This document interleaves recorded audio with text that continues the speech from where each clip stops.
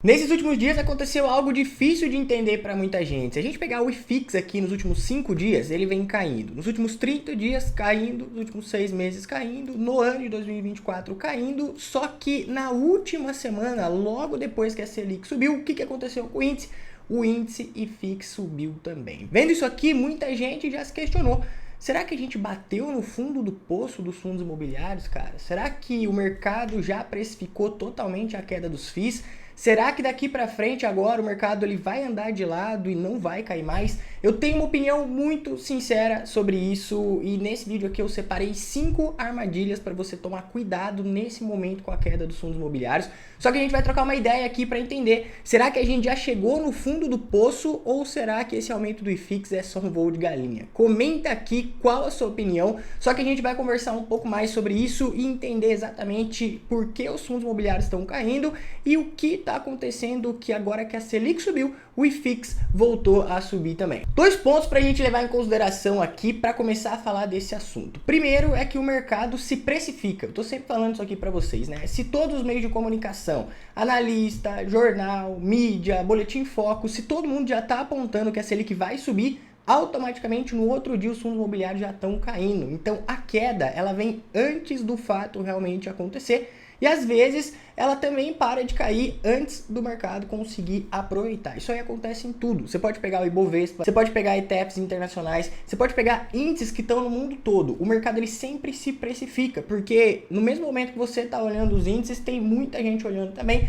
e todo mundo já consegue ter uma pequena previsão do que pode acontecer lá na frente, olhando o que já aconteceu lá atrás. O segundo ponto é que hoje o IFIX ele é bem diferente do IFIX de alguns anos atrás. Para quem não sabe o que é IFIX, o IFIX representa uma carteira teórica com os fundos imobiliários mais negociados no mercado. A cada 4 meses, essa carteira ela é revisada, alguns fundos entram, alguns fundos saem, seguindo alguns pré-requisitos. O ponto é, alguns anos atrás, esse índice ele tinha uma fatia muito maior de fundos imobiliários de tijolo, só que hoje, basicamente, o índice tem 42% do peso em fundos de papel. E tem fundos bem negociados aí, como o Canip, KNCR11, MXRF11, entre outros fundos. Então, da mesma forma que o Bovespa cai, se Petro e Vale cai também, o IFIX se movimenta bem rápido quando os fundos de papel também oscilam. Então, entendendo isso, fica bem mais fácil a gente compreender por que o índice subiu, mesmo com a taxa Selic subir. Porque a gente sabe que se a Selic sobe, os fundos de papel pagam mais, eles sobem, por consequência, o índice reage também. Só que agora entra outra pergunta que sinceramente não tem como a gente bater o martelo e ter uma resposta concreta, só que a gente pode dar opinião. Será que a gente bateu no fundo do poço dos fundos imobiliários, cara? Você pode deixar aqui a sua opinião, tá? Só que por que eu acredito que não? Quando a gente olha além dos fundos imobiliários, a gente começa a entender que os fundos imobiliários só vão voltar a subir quando acontecer 3 coisas.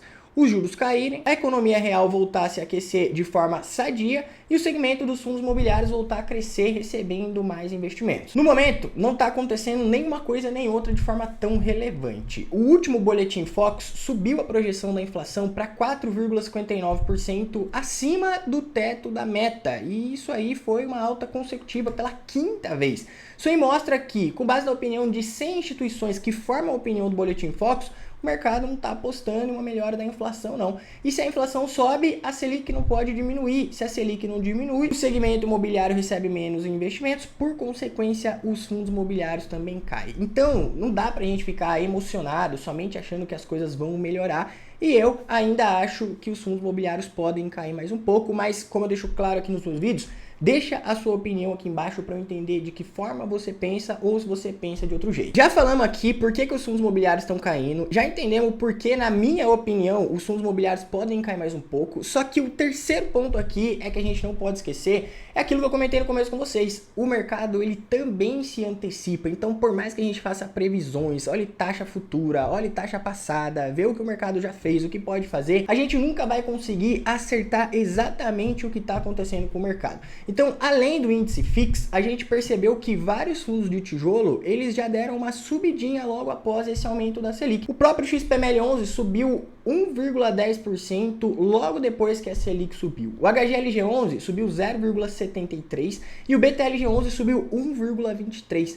Aí entra aquela pergunta de novo, será que o mercado já precificou uma Selic em 11,75%? Já bateu no fundo do poço com a Selic ainda em 11,25%? Sinceramente, eu não sei. Deixa pra mim aqui nos comentários que, cara, eu tô muito ansioso pra saber o que você pensa sobre isso. Se você tá curtindo entender mais sobre os fundos imobiliários, além de ficar olhando só preço da cota, PVP, entre outras coisas, é porque você não faz ideia o que eu te ensino dentro do Renda com FI, cara. No dia 25 de novembro, eu vou fazer a Black Week pra você aprender comigo não só sobre fundos imobiliários, mas também renda fixa, ações, investimento exterior e cripto. Então escaneia esse QR Code que tá aparecendo pra você aqui na tela para você receber mais informações, porque agora de uma vez por todas você vai aprender comigo como fazer os seus investimentos. Agora entendendo um pouco mais aqui, se o mercado já chegou no fundo do poço ou não, o que você não deve fazer em relação aos seus fundos imobiliários com os fundos imobiliários caindo? A primeira armadilha que muita gente cai e ainda está caindo com os fundos imobiliários em queda é comprar um fundo imobiliário somente pelo dividendo yield que o fundo pagou.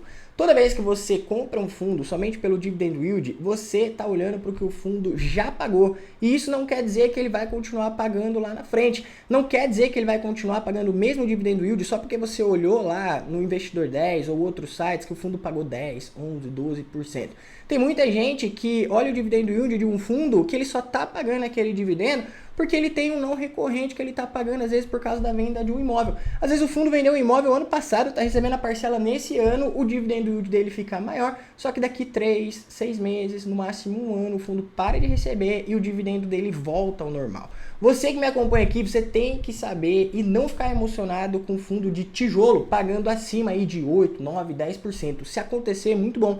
Só que essa não é a realidade do mercado, cara. Você vai ver que a hora que os fundos imobiliários voltarem a subir, a gente está comprando barato agora, vai ganhar muito dinheiro. Só que lá na frente as pessoas vão se acostumar de novo com o fundo pagando 8%, porque é o normal do mercado para os fundos de tijolo. Muita gente está começando a investir agora, entrando nos FIIs, nos FIAGRO, estão vendo aí fundo de papel pagando 12, 13, FIAGRO pagando 16, mas essa não é a realidade do mercado. Uma outra armadilha que você não pode cair agora é você vender fundo de tijolo no negativo para comprar fundo de papel no positivo. Primeiro que quando a gente pensa em uma carteira de fundos imobiliários, a gente tem que definir o peso que a gente quer ter em fundos de tijolo e em fundo de papel. Dependendo da configuração que você faz na sua carteira, você pode dar um risco maior para sua carteira do que o seu perfil de investidor. Se você foca a sua carteira em dividend yield, você provavelmente vai ter mais fundos de papel, só que o risco de investir só em fundo de papel também é maior do que investir em fundo de tijolo. Se você é uma pessoa mais conservadora e fica olhando somente para o dividend yield dos fundos de papel, você vai ter menos fundo de tijolo e mais risco, correndo risco em fundo de papel. Então,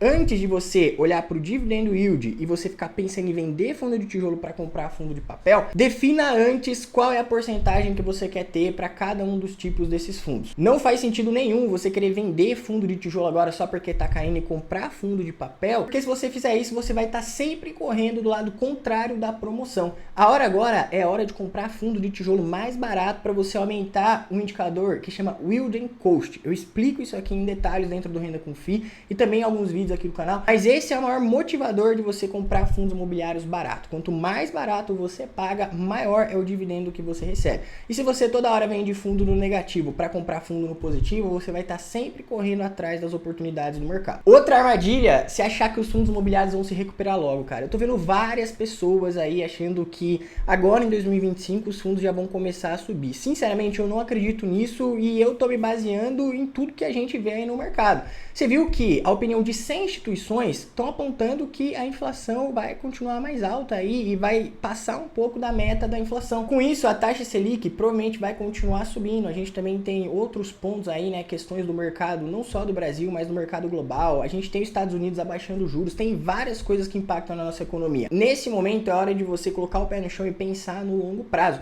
Cara, tem oportunidade em todo lugar que você está vendo aí, não só em fundos imobiliários, renda fixa, ações, investimento exterior, tem muita coisa boa. Nesse momento você não pode se desesperar, mas falando exatamente dos fundos imobiliários, não vale a pena você ficar focando somente em dividendo yield, querendo vender seus fundos de tijolo para comprar fundo de papel e muito menos achar também que os fundos imobiliários vão se recuperar logo, porque sendo otimista, eu acredito que os fundos voltam a subir somente no meio de 2025. Uma outra armadilha é você pegar seu dinheiro e você ficar pensando em comprar fundos imobiliários somente quando a Selic voltar a cair. Como eu expliquei aqui para você, mostrando os dados, mostrando as análises, o mercado se antecipa, então é muito difícil você acertar o fundo do poço.